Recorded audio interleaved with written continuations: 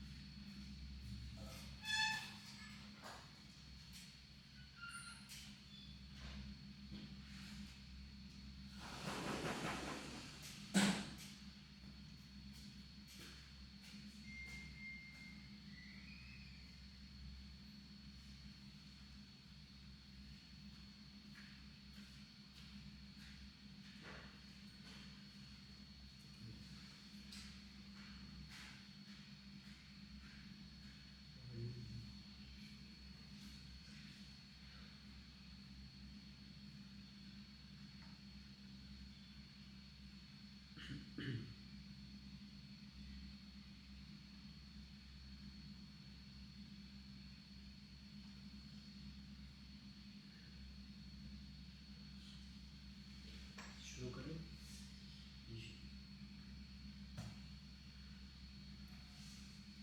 اعوذ باللہ من الشیطان الرجیم. بسم اللہ الرحمن الرحیم. الحمد للہ وکفی والصلاة والسلام علی عباده الذین اصطفی. اما بعد فاعوذ باللہ من الشیطان الرجیم. بسم اللہ الرحمن الرحیم. قال تبارک وتعالى في كلامه المجيد والفرقان الحميد ورتل القرآن ترتيلا. صدق الله العظيم. وقال رسوله النبي الكريم قال اقرأوا القرآن بلحون العرب وأصواتها أو كما قال عليه الصلاة والسلام. صدق الله العظيم وصدق رسوله النبي الكريم. امید ہے تمام احباب جتنے بھی ہیں سب خیریت سے ہوں گے. آج بھی ہماری تجوید کے حوالے سے ایک اور نئی نشست ہے ہماری. ہم نے تجوید کے تقریباً تمام قواعد آپ کو معلوم ہیں, چھوٹے چھوٹے جو قواعد ہیں وہ ہم نے معلوم کر لیے ہیں اور پڑھ لیے ہیں. اس کے بعد آج ایک اور ہم نے ایک قاعدہ ہے, اصل میں وہ قاعدہ ہے نون ساکن اور میم ساکن کا قاعدہ. یہ بہت ہی آسان ہے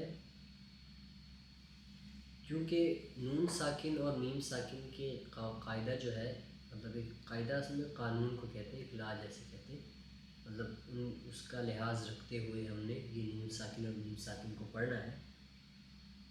تو نون ساکن اور میم ساکن جو ہے اس کے جو قواعد ہیں ان کی تجوید میں بہت زیادہ اہمیت ہے, کیونکہ قرآن مجید میں بارہا آپ کو جگہ جگہ پر یہ ملتے ہیں اور اس کی پہچان اور تفصیل جاننا بہت ہی ضروری ہے.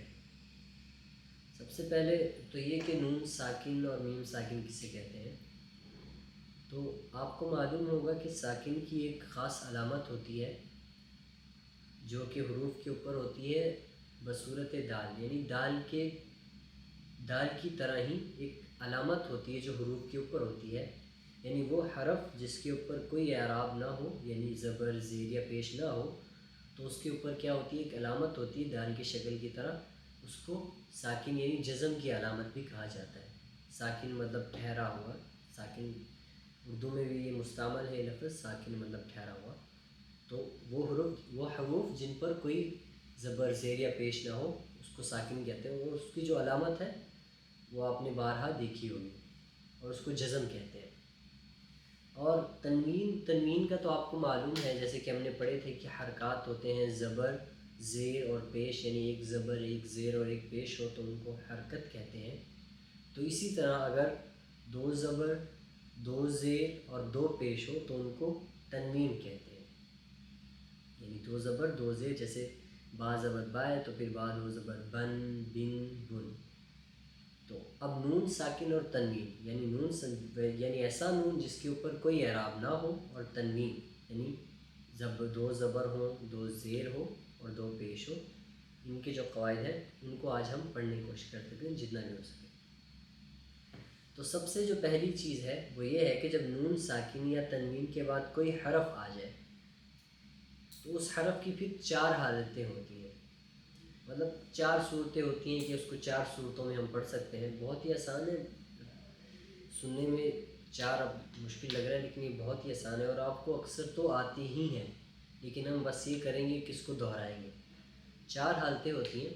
سب سے پہلے یہ کہ اظہار ہوتا ہے۔ اظہار جیسے کہ ایک اس کے نام سے ہی آپ کو معلوم ہو رہا ہے کہ اظہار کا مطلب یہ ہے کہ اس لفظ کو ہم نے واضح کر کے پڑھنا ہے، یعنی کہ نون ساکن اور تنوین کے بعد اگر کوئی حروف حلقی آ جائے۔ حروف حلقی آپ سب کو معلوم ہے، جب ہم تجوید پڑھ رہے تھے تو آخر میں ہم نے 6 حروف ایسے پڑھے تھے جن کا تعلق ہمارے حلق کے ساتھ تھا، حمزہ، ہا، عین، حا اور غین، خا۔ یہ 6 حروف ایسے ہیں جن کا تعلق کس کے ساتھ ہے؟ حروف یعنی آپ کے حلق کے ساتھ ہے۔ تو اگر نون ساکن یا تنوین کے بعد یہ حروف آ جائے تو تب کیا ہوگا؟ تب اظہار ہوگا، یعنی کہ نون کو ظاہر کر کے پڑھیں گے، صاف پڑھیں گے، بلکہ غنہ نہیں کریں گے۔ یہ قاعدہ جب ہمیں اچھی طرح معلوم ہو جائے گا تو پھر ہمیں معلوم ہو جائے گا کہاں ہم نے غنہ کرنا ہے اور کہاں نہیں کرنا۔ اس کی سب سے آسان مثال جیسے من آمن یا عذاب علیم، تو ہم اس کو لکھ کر جاننے کی کوشش کرتے ہیں۔ سب سے پہلے دیکھیے ہم نے پڑھا کہ نون ساکن۔ پہلے تو میں آپ کو ساکن کی علامت کے بارے میں بتاؤں۔ دیکھیں ساکن ہوتا ہے، ایک تو یہ با ہے، اس کے اوپر یا تو زبر ہوگا یا زیر ہوگا یا پھر پیش ہوگا۔ اب اگر ان تینوں میں سے کوئی حرکت بھی نہیں ہوتی تو یوں یعنی دال کی طرح بڑا سا کر کے دال کے اس طرح کی ایک علامت ہوتی ہے جو کہ جزم کی علامت کہلاتی ہے۔ اب اس علامت کا مطلب کیا ہوتا ہے کہ یہ ساکن ہے۔ تو اب ہمارا قاعدہ کیا ہے؟ نون ساکن، یعنی نون ہے، ایک لفظ نون ہے، قرآن مجید میں کہیں بھی آ رہا ہے اور اس کے اوپر یہ والی علامت ہے، یا پھر تنوین ہے، یا اس کے اوپر 2 زبر ہے، 2 زیر ہے، یا 2 پیش ہے، یا میم ساکن، نون ساکن یا تنوین کے بعد۔ تنوین مطلب تنوین تو کسی حرف کے اوپر بھی آ سکتا ہے۔ اب سب سے پہلے ہم نے کیا پڑھا کہ نون ساکن یا تنوین کے بعد اگر حروف حلقی آ جائے، سب سے پہلے حروف حلقی لکھتے ہیں، حمزہ، ہا، ہی۔ حمزہ اور ہا دوسرے والا، کیونکہ ہم ان کو ترتیب سے ہی لکھتے ہیں اور کوئی گڑبڑ نہ ہو۔ یہ حمزہ ہے اور ہا پھر یہ گول والا ہا جس کو ہم سینے والی طرف سے ادا کرتے ہیں، پھر عین، ہا اور پھر غین، خا۔ تو اب ہم نے حمزہ کی ایک اور صورت پڑھی تھی، آپ کو یاد ہوگا بہت اچھی طرح، کہ ہم نے کہا تھا کہ جب الف کے اوپر، الف حرف جو ہے اس کے اوپر اگر زبر، زیر یا پیش آ جائے تو اس کے بعد ہم اس کو الف نہیں پڑھتے بلکہ کیا پڑھتے ہیں؟ حمزہ پڑھتے ہیں۔ تو اس کی وجہ سے ابھی ہم نے قاعدہ پڑھا کہ اگر حروف حلقی، نون ساکن یا تنوین کے بعد اگر حروف حلقی میں سے کوئی حرف آ جائے تو ہم اس کو غنہ نہیں کریں گے بلکہ اس کو واضح کر کے پڑھیں گے۔ اس کی سب سے آسان مثال جیسے اب دیکھ لیے، پہلے ہم تنوین کی مثال لیتے ہیں، عذاب علیم۔ اب دیکھیے، اب اگر ہم عذاب کو اکیلے پڑھیں تو ہم کیا کریں گے؟ با پہ غنہ کریں گے، عذاب، اس پہ غنہ کریں گے کیونکہ تنوین ہے اور پھر ادھر غنہ کرنا ہے، عذاب۔ لیکن اب چونکہ اس کے ساتھ ہی ایک اور لفظ مل رہا ہے، علیم، تو اب ہم نے دیکھا کہ یہاں تنوین ہے، تنوین مطلب دو پیش ہے، یعنی عذاب، با کے اوپر 2 پیش ہے اور اس کے بعد حروف حلقی میں سے حمزہ آ رہی ہے کیونکہ اس کے اوپر الف ہے نا، اس کے اوپر زبر ہے تو اب کیا ہو گئے؟ حمزہ ہو گئے، تو حمزہ آ رہی ہے۔ اب جب تنوین کے بعد حمزہ آ رہی ہے تو ہم یہاں غنہ نہیں کریں گے بلکہ پڑھیں گے عذاب علیم۔ اب عذاب علیم، اس طرح نہیں، عذاب علیم، اب ہم غنہ نہیں کریں گے۔ اب یہ تو مثال ہوگی تنوین کی، آپ کو سمجھ آ گئی ہوگی امید ہے، یعنی کہ تنوین ہے، یعنی 2 زبر 2 زیر میں سے 2 پیش ہے یہاں پر اور اس کے بعد حمزہ آ رہا ہے تو اس وجہ سے یہاں پر غنہ نہیں ہو رہا اور اس کو کہا جاتا ہے اظہار۔ اظہار مطلب ظاہر کر کے پڑھنا، حرف کو ظاہر کر کے پڑھنا۔ تو اب ہم اس کو کیا کریں گے؟ غنہ نہیں، یعنی آواز کو ناک میں چھپا کر نہیں پڑھیں گے۔ اب ظاہر کرنے کا مطلب یہاں پر یہ بنتا ہے کہ ہم آواز کو ناک میں چھپا کر یعنی غنہ کر کے نہیں پڑھیں گے۔ یہ تو ہو گیا عذاب الیم۔ اب ایک اور مثال لے لیجئے۔ اب ہم مثال لیتے ہیں نون ساکن کی، جیسے آپ دیکھیے آمن رسول من آمن باللہ والیوم الاخر، من آمن۔ اب یہ دیکھیں یہاں پہ نون ہے، نون کے اوپر یہ علامت ہے جزم کی، یعنی کہ نون ساکن ہے، اور اس کے بعد ہے حمزہ آمن، حمزہ یعنی الف کے اوپر چونکہ زبر ہے تو یہ حمزہ ہو گیا آمن۔ اب یہاں پہ اگر ہم اس کو اکیلا پڑھیں تو ہم کیا پڑھیں گے؟ میم زبر من، ایسے پڑھتے ہیں نا اس کو۔ جب ہم ان کو اکیلا پڑھیں، مثال کے طور پہ ہم اس کو نہ پڑھیں، صرف من کو پڑھیں، تو ہم غنہ کریں گے یہاں پر، کیونکہ نون ہے، نون ساکن ہے۔ تو اب جب اس کے بعد یعنی کہ نون ساکن ہے اور اس کے بعد ایک حرف آ رہا ہے یعنی حمزہ آ رہا ہے، یعنی حروف حلقی میں سے ہے، تو اس وجہ سے یہاں پہ ہم آواز کو ظاہر کر کے پڑھیں گے، یہاں پہ ہم غنہ نہیں کریں گے، ہم اس کو من آمن نہیں پڑھیں گے، من آمن بالکل واضح، نون بالکل واضح پڑھا جائے گا۔ تو من آمن نہیں پڑھیں گے، بلکہ ہم پڑھیں گے من آمن، من آمن۔ اس کی کوئی سی بھی ہم مثال اگر ہم مشق کرتے وقت جب یہ چیزیں آئیں گی تو ہم انشاءاللہ ان کو دوبارہ دہراتے رہیں گے۔ یہ تو ہماری مثال ہوگی اظہار کی۔ اب ایک دفعہ دوبارہ سن لیجئے کہ اظہار کس سے کہتے ہیں، کہ یعنی نون ساکن یا تنوین کے بعد حروف حلقی میں سے کوئی حرف آ جائے تو تب کیا ہوگا کہ ہم اس کو ظاہر کر کے پڑھیں گے، اس کی آواز کو چھپا کر نہیں پڑھیں گے، یعنی کہ اس کی آواز کو ہم ناک میں نہیں چھپائیں گے، یعنی کہ غنہ نہیں کریں گے۔ اب اس کے بعد ہوتا ہے ادغام۔ ادغام کا مطلب کیا ہے؟ ملا کر پڑھنا، ادغام یعنی آپس میں ملا کر پڑھنا۔ اب یہ بھی ایک قاعدہ ہے، یعنی کہ اگر نون ساکن یا تنوین کے بعد حروف یرملون، یا را میم لام واو نون، دیکھیے یہ یرملون، حروف یرملون ان کو کیوں کہا جاتا ہے؟ اب ان کا نام یرملون اس لیے رکھا گیا ہے کہ اب جب ہم یرملون لکھتے ہیں تو اس میں جتنے بھی حروف آتے ہیں وہ سارے جو اس لفظ میں حروف ہیں وہ یا را میم لام واو نون یرملون، تو یہ سارے اس میں آ جاتے ہیں، یعنی حروف یرملون۔ اب ادغام پڑھیں یعنی نون ساکن یا تنوین کے بعد یرملون میں سے کوئی حرف آ جائے تو نون کو اگلے حرف میں ملا کر پڑھیں گے، ٹھیک ہے؟ اب پھر اس کی دو قسمیں بنتی ہیں، یعنی کہ نون ساکن یا تنوین کے بعد حروف یرملون میں سے کوئی حرف آ جائے تو اگلے حرف کے ساتھ ملا کر پڑھیں گے۔ اس کی دو قسمیں، ایک تو ہے ادغام مع الغنہ، یعنی ملا کر پڑھنا اور غنے کے ساتھ، یعنی ہم حروف کو ملا کر بھی پڑھیں گے اور غنہ بھی کریں گے، تو وہ کب ہوگا؟ یا نون میم واو آ جائے تو۔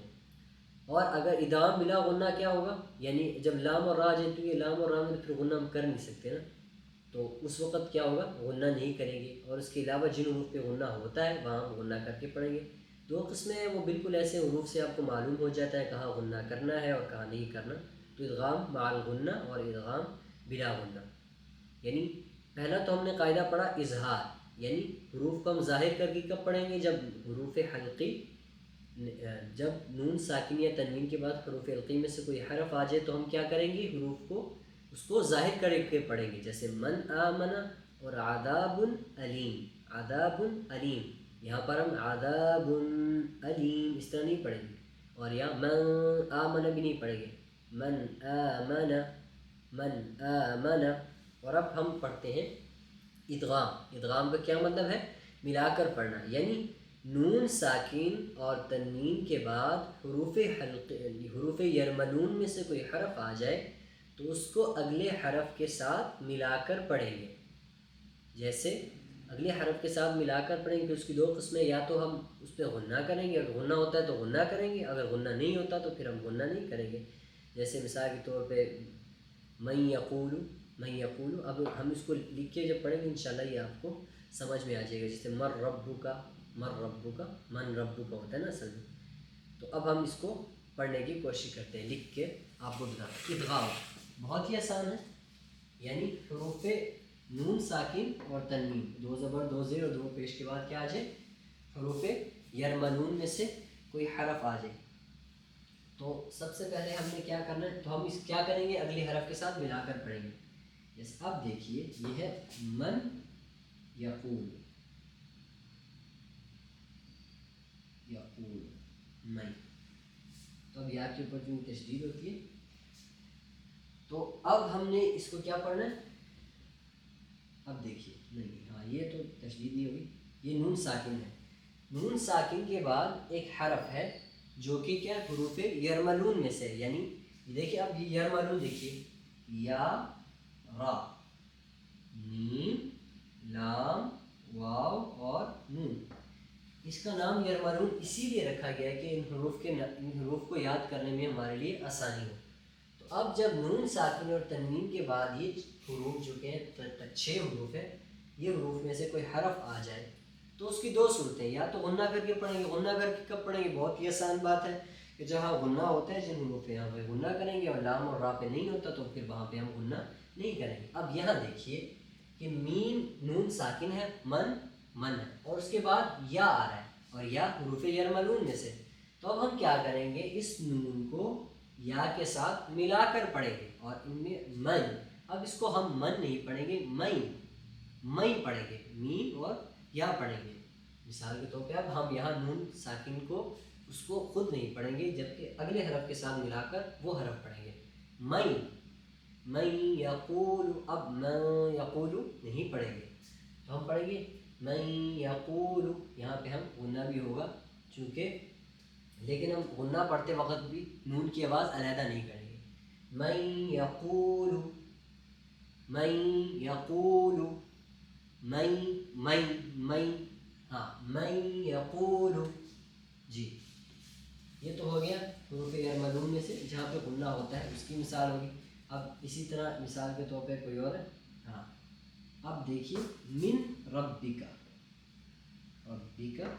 اب یہ دیکھیے بہت ہی آسان، یہاں پہ نون ساکن ہے تو اب کیا ہوگا، را، اب نون ساکن کے بعد کیا آ رہی ہے، را آ رہی ہے، اور را حروف یرملون میں سے، تو اب ہم اس طرح کریں گے کہ نون ساکن اور را کو ملا کر اکٹھے پڑھیں گے، تو اب ہم من ربک نہیں پڑھیں گے، مر ربک،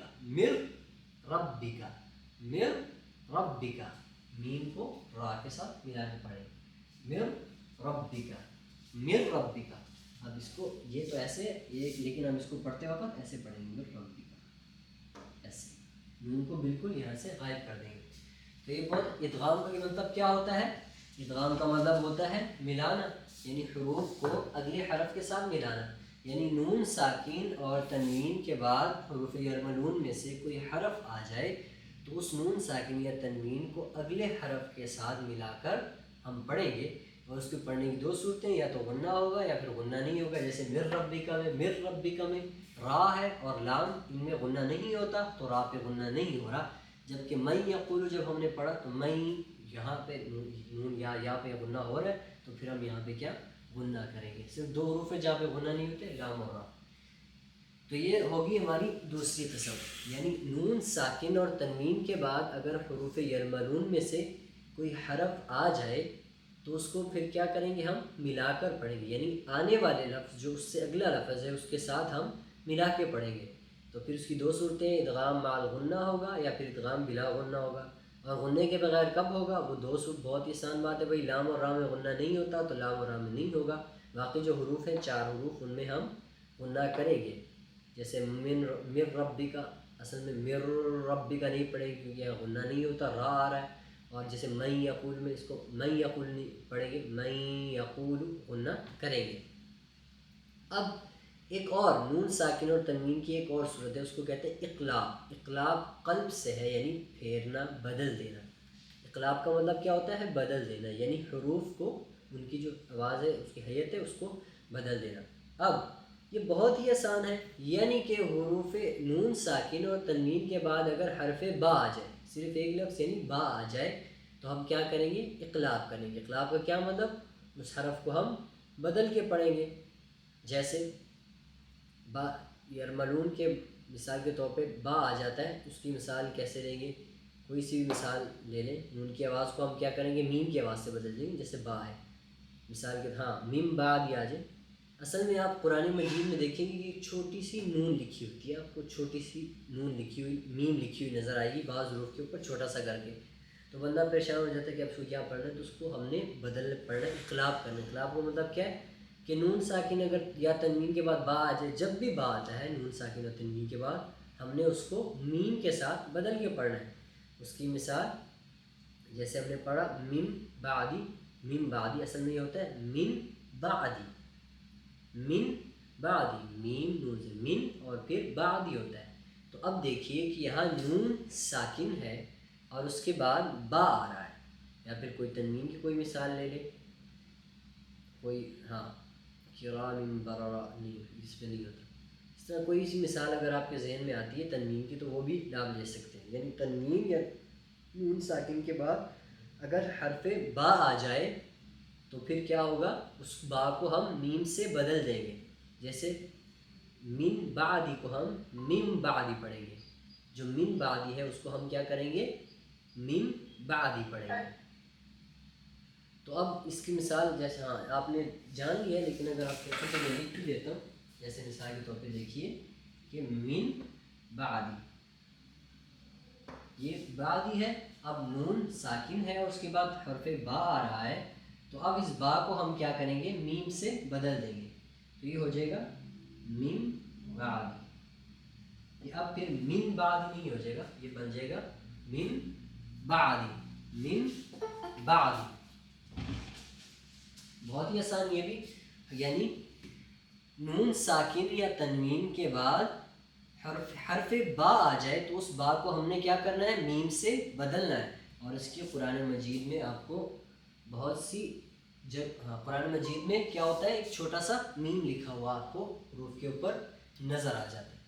تو یہ تو آج ہو گیا ہمارا تجوید کا سبق۔ اب ہم اس طرح کرتے ہیں، کسی ایک صورت کی ہم مشق کرتے ہیں تاکہ ہمارے جو تجوید کے جو ہم نے حروف کی ہم نے پڑھے ہیں وہ ہم نہ بھولیں۔ اب کوئی سی بھی ہم صورت لے لیتے ہیں، کوئی چھوٹی سی صورت، مثال کے طور پہ کون صورت ہم نے پڑھی ہے، تقریباً آخری 10 صورتیں تو ہم نے تقریباً ساری پڑھ لی تھی۔ اب کوئی سی بھی ایک چھوٹی صورت لے لیں، کون سی صورت پڑھی، سورۃ الکوثر، نہیں سورۃ الکوثر پھر بہت چھوٹی ہو جائے گی، اس میں پھر مد کے قواعد آ جاتے ہیں۔ چلے دیکھتے ہیں کوئی صورت میں اپنے موبائل پہ نکالتا ہوں آخری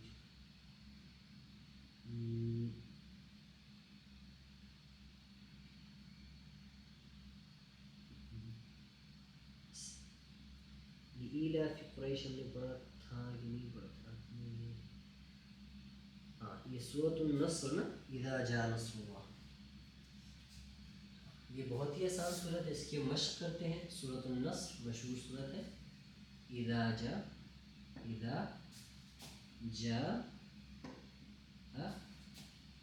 آگے نصر اللہ۔ اب لفظ اللہ کو یہاں ہم نے موٹا پڑھنا ہے، والفتح، فاتا ہا، والفتح، بہت سب سے پہلی آیت سورۃ النصر کی، اذا جاء نصر اللہ، جاء کے اوپر مد ہے، دیکھیے مد ہے، یہ مد منفصل ہے، اس کو ہم نے کیا کرنا ہے، 5 الف کی مقدار لمبا کر کے پڑھنا ہے۔ اذا، تو سب سے پہلے اعوذ باللہ من الشیطان الرجیم، بسم اللہ الرحمن الرحیم، اذا اب دیکھیں یہاں مد اصلی ہے، تو اس کو ہم نے کیا کرنا، 2 حرف کی بمقدار، اس کو 2 الف کی بمقدار پڑھنا ہے، یعنی کہ یہ اپنے اصل کے اعتبار سے مد ہے۔ جیسے ہم نے پڑھا تھا نا کہ حروف مدہ 3 ہے، حمزہ، واو اور یا۔ تو اذا اس کو تھوڑا سا لمبا، اذا نہیں پڑھنا، جیسے ہم زبر کو پڑھتے ہیں تھوڑا سا لمبا کریں، اذا، زبر کے حرکت کے بمقابلے اس کو لمبا کرنا ہے، یعنی زبر کے 2 حرکت ہم نے پڑھنے، اذا۔ اب جاء، اس پہ یہاں پہ مد منفصل ہے، تو اس کو ہم نے کیا کرنا ہے، زیادہ لمبا کرنا ہے، 5 الف کی بمقدار، اذا جاء، حمزہ کے اوپر زبر ہے، اذا جاء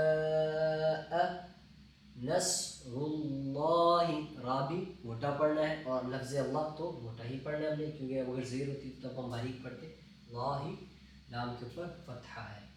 تو نصر اللہ، صاد بھی موٹا ہے، را بھی موٹا ہے، اور پھر لفظ اللہ بھی موٹا ہے. تو ان چاروں حروفوں کو ہم نے کیا کرنا، موٹا پڑھنا ہے. نصر اللہ، نصر اللہ، نصر اللہ نہیں، نصر اللہ نہیں، سین کی طرح نہیں پڑھنا اس کو، اور لفظ اللہ کو باریک نہیں پڑھنا.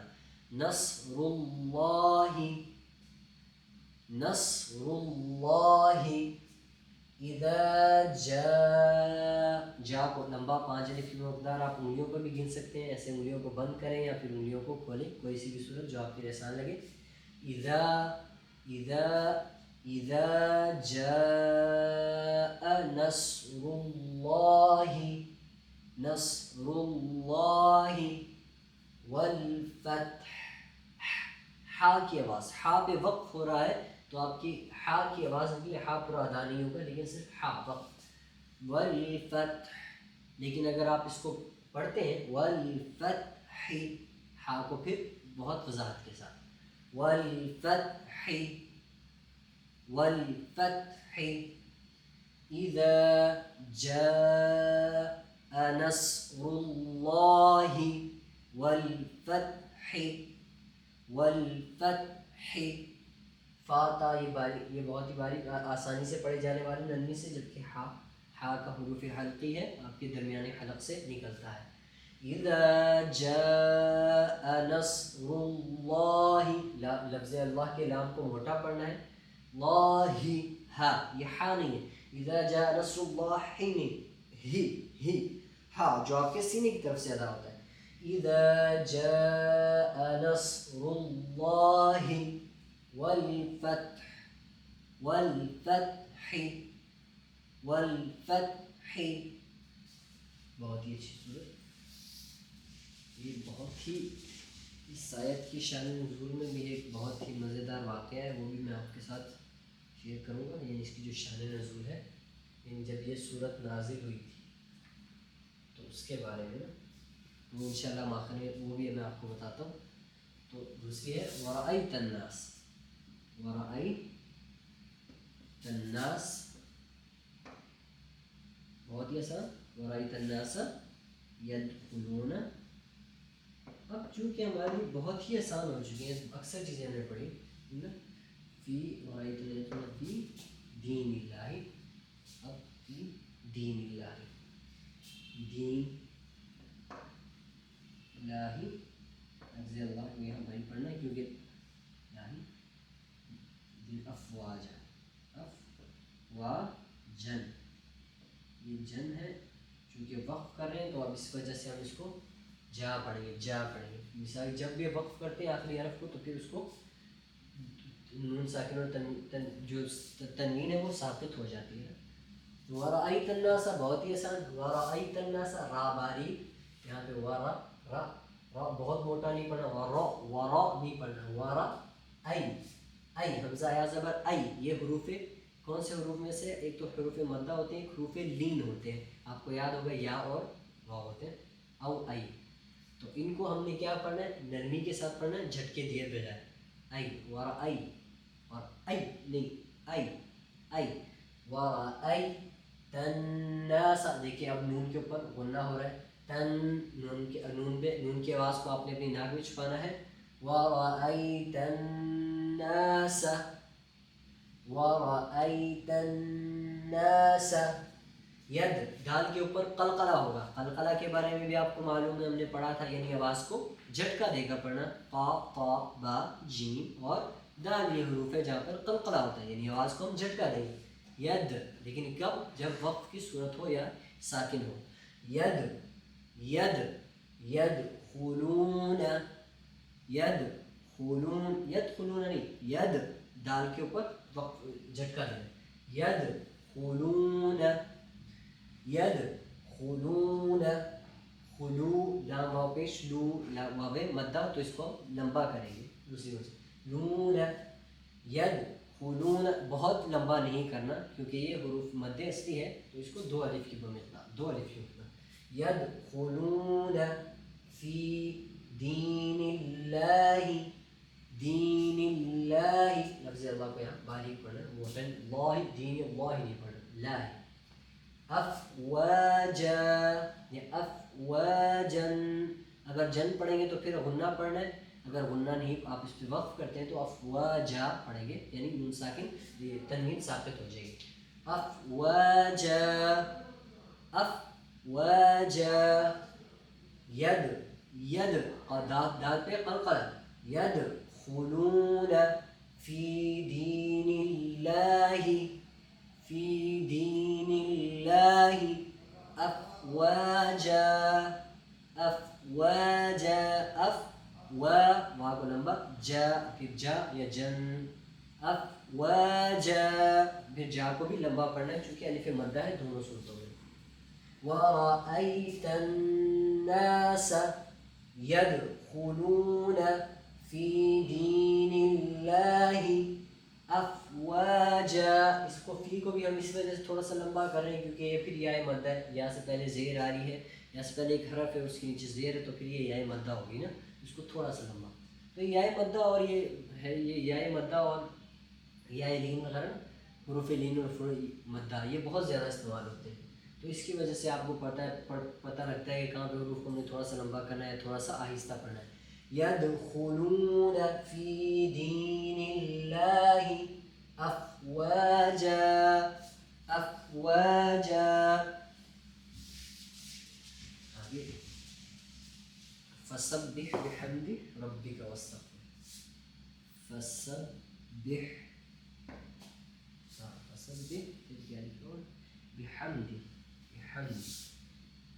بحمد ربك واستغفر واستغفره واستغفر. فسبح فسبح بح ہا کے اوپر وقف ہے تو پھر ہا کو ہم نے واضح کرنا ہے، جیسے جس سانس کے آواز مرچے کھائے نا کوئی شخص تو اس کی آواز وہ والی آواز.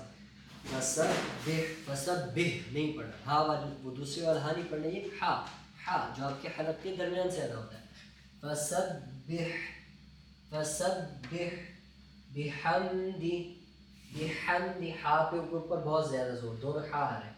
فسبح بحمد ربک ربک با کے اوپر تشدید ہے. ربک واستغفرہ واستغفرہ ہا. تو اب یہاں پہ ہم نے واستغفر نہیں پڑھا، واستغفرہ ہا آپ کے سینے سے، آپ کے سینے کے اوپر زور آپ کو محسوس ہوگا. واستغفرہ یا پھر واستغفرہ واستغفرہ. فسبح بحمد فسبح بحمد ربک واستغفر. اس کو بحمدی اس کو لمبا نہیں کرنا، بہت خیال رکھیں. فسبح بحمد ربک واستغفر. آگے ہے انہو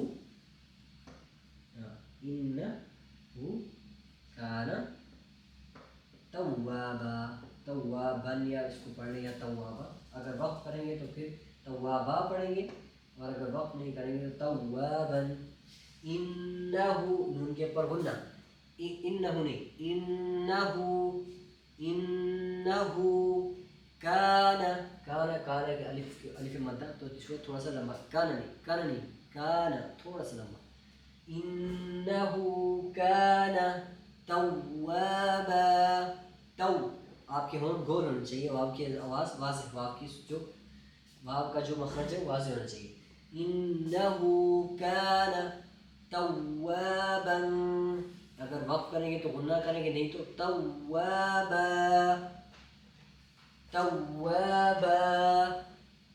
انہو کان توابا انہو کان توابا. صدق اللہ العظیم. یہ آج کی ہماری جو سورت ہے سورۃ النصر، اس کی بھی ہم نے الحمدللہ مشق کر لی ہے. اس کی ایک دفعہ تلاوت بھی کر لیتے ہیں ہم، لیکن اس سے پہلے جیسے کہ میں نے آپ کو بتایا تھا کہ اس کی شان نزول کے حوالے سے سیدنا ابن عباس رضی اللہ تعالیٰ عنہ فرماتے ہیں، جن کو مفسر قرآن کہا جاتا ہے، یعنی قرآن کی تفسیر کو وہ بہت زیادہ جانتے تھے۔ وہ فرماتے ہیں کہ جب یہ آیت مبارک یہ سورۃ النصر نازل ہوئی تو سیدنا ابو بکر رضی اللہ تعالی عنہ وہ بہت زیادہ رونے لگ گئے۔ تو ہم حیران ہو گئے کہ ہم نے کہا کہ میں حدیث کا مفہوم بیان کر رہا ہوں، تو الفاظ بھی آئی نہیں، ایسے نہیں ہے، میں اس کا صرف مفہوم بیان کر رہا ہوں۔ تو صحابہ کرام فرماتے ہیں کہ ہم حیران ہوئے کہ ابو بکر رضی اللہ تعالیٰ عنہ کو کیا ہو گیا کہ اچانک رو پڑے ہیں۔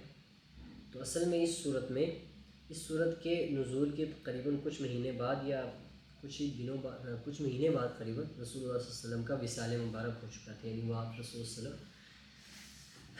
علیہ وسلم کو اللہ تعالیٰ نے اپنے طرف بلا لیا تھا، یعنی وصال مبارک ہو گیا رسول اللہ علیہ وسلم کا۔ تو چونکہ جب یہ صورت نازل ہوئی تو سیدنا ابو بکر صدیق رضی اللہ تعالیٰ عنہ وہ اس بات کو جان گئے تھے، کیونکہ اس صورت میں آپ دیکھیں جب آپ اس کا ترجمہ پڑھتے ہیں تو جب یہ واقعہ آپ کے سامنے ہوتا ہے تو پھر آپ کو معلوم ہو جاتا ہے کہ واقعی یہاں ایسی بات تھی، تو جس میں کہہ رہے ہیں کہ آپ صلی اللہ علیہ وسلم کو تلقین کی جا رہی ہے استغفار کی، اور پھر لوگوں کا جوق اسلام میں داخل ہونا بھی اس میں واضح بتایا جا رہا ہے۔ تو سیدنا ابو بکر رضی اللہ تعالیٰ سیدنا عباس فرماتے ہیں کہ ہم میں سے اس صورت کی جو تفسیر ہے اس کو وہ صرف سیدنا ابو بکر رضی اللہ تعالیٰ عنہ ہی جان چکے تھے، تو وہ اس وجہ سے بہت زیادہ روئے تھے۔ جب ان کو یہ پتہ لگا تو ان کو معلوم ہو گیا کہ اب رسول اللہ صلی اللہ علیہ وسلم کا وصال ہونے والا ہے۔ بہرحال تو اب ہم اس صورت کی تلاوت بھی کر لیتے ہیں۔ اعوذ باللہ من الشیطان الرجیم، بسم اللہ الرحمن الرحیم، اذا جاء نصر اللہ والفتح ورأيت الناس يدخلون في دين الله أفواجا فسبح بحمد ربك واستغفره إنه كان توابا صدق الله العظيم۔ صدق اللہ و صدق رسول النبی الکریم۔ اب ہم اس طرح کرتے ہیں، آپ کو یاد ہوگا کہ ہم نے ایک چیز شروع کی سورۃ الملک کی ہم نے اس کو یاد کرنے کی ایک سلسلہ شروع کیا تھا، اور اس کی کچھ تقریباً ایک رکوع سے کچھ زیادہ ہو چکا تھا، تو ہم اس کو تھوڑا سا اور پڑھیں گے۔ آپ نے یاد کرنا ہے، دیکھیے اس کو آپ نے یاد کرنا ہے۔ میں چاہتا ہوں کہ جب ہماری جو یہ نشستیں یہ مکمل ہو تو سورۃ الملک قریباً ہم سب کو یاد ہو، تو آپ اس کو نماز میں پڑھیں یا پھر سوتے وقت پڑھیں۔ جیسے آپ کو معلوم ہے نا کہ اس رزق میں تنگی کے بارے میں ایک صحابی رسول صلی اللہ علیہ وسلم کے بارے میں ایک حدیث ہے، اس کا مفہوم ایسے کہ وہ جب فوت ہونے لگے تو ان سے کسی نے پوچھا کہ آپ نے اپنے اہل و عیال کے لیے کچھ چھوڑا، تو انہوں نے کہا کہ میں سورۃ الملک ان کے لیے چھوڑ دیا، یعنی مجھے ان کے افاقے کا ڈر نہیں ہے، یعنی ان کے گھر میں رزق کی تنگی نہیں ہوگی اس صورت میں۔ تو رسول صلی اللہ علیہ وسلم کا معمول تھا یہ سورۃ الملک کی تلاوت سونے سے پہلے کیا جاتا ہے، تو یہ آپ نے یاد کرنی ہے، اور اس کی یاد کرنے کی دیکھیے ہفتے میں ہماری ایک کلاس ہوتی ہے، تو آپ نے اس طرح کرنا ہے کہ کسی بھی جب بھی نماز پڑھیں ہر نماز کے بعد آپ نے کیا کرنا ہے، صرف ایک دفعہ ایک آیت آپ یاد کر لیں، چاہے 2 آیتیں یاد کر لیں، پھر اس کو دہراتے رہیں اگلی نماز کے وقت تک۔ تو اس طرح یہ چھوٹی سورت جو ہے، چھوٹی تو نہیں ہے لیکن بڑی ہے، لیکن اس حساب سے چھوٹی ہے کہ ہمیں ہفتے میں صرف تھوڑے سے 5 یا 6 آیتیں یاد کرنے کو ملتی ہیں، تو ہم نے یاد کرنی ہے اور اس کو اپنے کام جان کر یاد کرنی ہے۔ تو پچھلی دفعہ ہم نے پڑھا تھا، آپ کو یاد ہوگا ہم نے پڑھا تھا فَإِذَا هِيَ تَمُورُ سے، تو اب ہم اس سے آگے پڑھیں گے۔ یہ تقریباً آیت نمبر بنتی ہے 16، سورۃ الملک کی 16 نمبر آیت سے آگے ہم پڑھیں گے آج۔ تو آپ ایک دفعہ سنیے گا، پھر جہاں تک ہم ختم کرتے ہیں وہاں تک آپ نے یاد کرنا ہے۔ اعوذ باللہ من الشیطان الرجیم، بسم اللہ الرحمن الرحیم، ام امنتم من فی السماء ان یرسل علیکم حاصبا فستعلمون کیف نذیر وَلَقَدْ كَذَّبَ الَّذِينَ مِن قَبْلِهِمْ فَكَيْفَ كَانَ نَكِيرِ أولم يروا إلى الطير فوقهم صافات ويقبض ما يمسكهن إلا الرحمن إنه بكل شيء بصير أمن هذا الذي هو جند لكم ينصركم من دون الرحمن إن الكافرون إلا في غرور أمن هذا الذي يرزقكم إن أمسك رزقه بل لجوا في عتو ونفور صدق اللہ العظیم. یہ آیت نمبر 21 یعنی 21 آیت نمبر تک ہم نے تلاوت سیکھی، آیت نمبر 16 سے لے کر. تو یہاں تک آپ نے یاد کرنی ہے شروع سے لے کے. امید ہے آپ سب یاد کر رہے ہوں گے. میرا غالب گمان اور اچھا گمان یہی ہے، کیونکہ حدیث مبارکہ میں بھی آتا ہے نا کہ مومن سے اچھا گمان رکھو نا. تو اچھی گمان رکھنا بھی ایک نیکی ہے، نیکیوں میں سے ایک نیکی ہے بہت. تو میرے آپ سے اچھا ہی گمان ہے، اور آپ لوگوں سے تو اچھا ہی گمان ہی ہونا چاہیے سب کا. تو یہی ہے کہ آپ لوگ یاد کر رہے ہوں گے. تو یہاں تک آپ یاد کیجئے گا. ہر نماز کے بعد ایک آیت آپ پڑھتے ہیں، پھر اس کو دہرائیے اگلی نماز کے وقت تک، پھر تیسری آیت ہوگی. تو وہ ایک حدیث مبارکہ میں بھی آتا ہے نا. ہمارے ایک استاد تھے، وہ بتاتے تھے. ہم پوچھتے ہیں، ہم نے پوچھا کہ ہم نے وہ ایک آیت ہے نا قرآن مجید کی، ایک سورۃ 21ویں پارے میں آتی ہے نا کہ آپ مطلب اگر آپ ایک نماز پڑھتی ہے، ان الصلاۃ تنہی عن الفحشاء والمنکر، یعنی نماز آپ کو برے کاموں سے اور برائی کی، نماز فحش باتوں سے اور برائی کے کاموں سے بچاتی ہے. تو جب ہم دیکھتے ہیں تو ہم جب نماز پڑھتے ہیں تو ہمارا تو یہ حال نہیں ہوتا جو کہ قرآن مجید میں ہے. قرآن مجید تو نعوذ باللہ جھوٹ نہیں ہے، قرآن مجید تو اللہ کے کلام ہے اور ہمیشہ سچ ہی ہے. ہم میں کمی ہوتی ہے. تو اس کی ایک بہت ہی اچھا نقطہ ہمارے استاد محترم نے بتایا، اپنے خالق کی سے جا ملے، اللہ تعالیٰ ان کی قبر پر کروڑوں رحمتیں فرمائے. وہ ہمیں بتاتے تھے کہ اس کی وجہ یہی ہے کہ آپ کو نماز کیسے بچاتی ہے. اس کی صورت یہی ہے کہ جب آپ ایک نماز پڑھتے ہیں تو جب تک آپ اگلی نماز کی فکر میں ہوتے ہیں تو آپ بہت سی چیزوں میں سے بچ جاتے ہیں. مثال کے طور پہ آپ نماز پڑھ رہے ہیں تو پھر آپ بہت سے ایسے کام ہوتے ہیں جو آپ چھوڑ دیتے ہیں صرف اس وجہ سے کہ بھئی میں نے اب دوبارہ نماز پڑھنی ہے. پھر آپ اپنے کپڑوں کا خیال رکھتے ہیں، اپنے وضو کا خیال، ہر چیز کا آپ خیال رکھتے ہیں. تو پھر آپ جب ان چیزوں کا خیال رکھیں تو آٹومیٹکلی وہ دوسری چیزیں آپ سے بچ جاتی ہیں. تو اس کی یہ صورت ہوتی ہے. وہ ایک حدیث میں بھی آتا ہے نا کہ مسجد میں جس کا دل اٹکا رہے وہ جنتیوں میں سے ہوگا. تو اٹکنے سے کیا مراد ہے؟ مطلب کہ ایک نماز پڑھی تو اس کا دل کہتا ہے کہ اب میں دوسری نماز پڑھوں گا. اس کی خواہش یہ ہوتی ہے کہ اب دوسری نماز کے لیے، ایک نماز پڑھ کے فارغ ہوتا ہے تو دوسری نماز کی فکر اس کے دل میں ہوتی ہے. تو اسی طرح آپ ایک آیت پڑھیں گے تو پھر آپ جب ایک آیت کو پڑھتے رہیں گے پھر اگلی نماز ہے دوسری آیت کو پڑھیں تو انشاءاللہ ہماری یہ نشستیں مکمل ہونے سے پہلے ہم سورۃ الملک پوری اچھی طرح یاد کر لیں گے. تو آج کی جو ہماری نشست ہے وہ یہاں پر اختتام پذیر ہوتی ہے. امید ہے اللہ تعالیٰ آپ سب کو ہمیشہ خوش و خرم رکھے. آپ بھی ہمیں اپنے دعاؤں میں یاد رکھیے گا. تو اگر کوئی سوال ہے تو آپ پوچھ سکتے ہیں، نہیں تو پھر انشاءاللہ دوبارہ اگلے پیر والے دن ہماری ملاقات ہوگی.